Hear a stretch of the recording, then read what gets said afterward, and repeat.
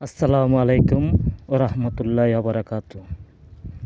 আজকের ইসলামিক সম্মেলনের প্রধান অতিথি ও বিশেষ অতিথি ও উপস্থিত আমার শেখ ও দিনী ভাই বোনেরা সকলের প্রতি রইল আমার আন্তরিক শুভেচ্ছা ও মোবারকবাদ। বিসমিল্লাহির রহমানির রহিম। পরম করুণাময় আল্লাহর নামে শুরু করতে যাচ্ছি। আজকের আলোচ্য বিষয় সূরা ফিল।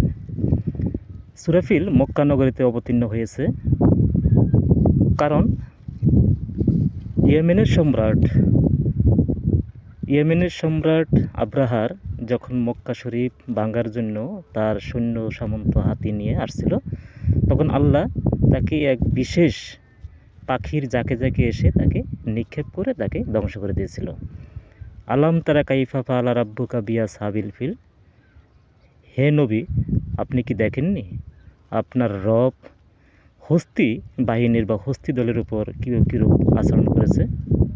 আলাম ইয়াজাল কায়দাহুম ফি তাদলি, এবং তাদের সকল কলাকৌশল পরিকল্পনা কায়দা সব বন্ডুল করে দিয়েছে।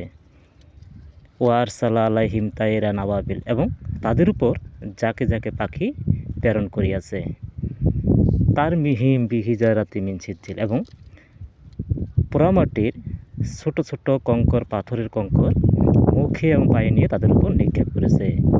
ফাজালাহুম কাসফিম মাকুল, এবং যাদের উপর পড়েছে তা চূর্ণ বিচ্ছিন্ন হয়ে গরু যেমন ঘাস খায়, তারপর লালা সবুজ অংশ যে বের হয়, ওই রকম তা চূর্ণ বিচ্ছিন্ন হয়ে চর্বির ন্যায়, চেবনের ন্যায় তারা হয়ে গেছিল, তা কেউ কাউকে চিনার মতো নয়, এবং একবার ধুলির সাথ হয়ে গিয়েছিল।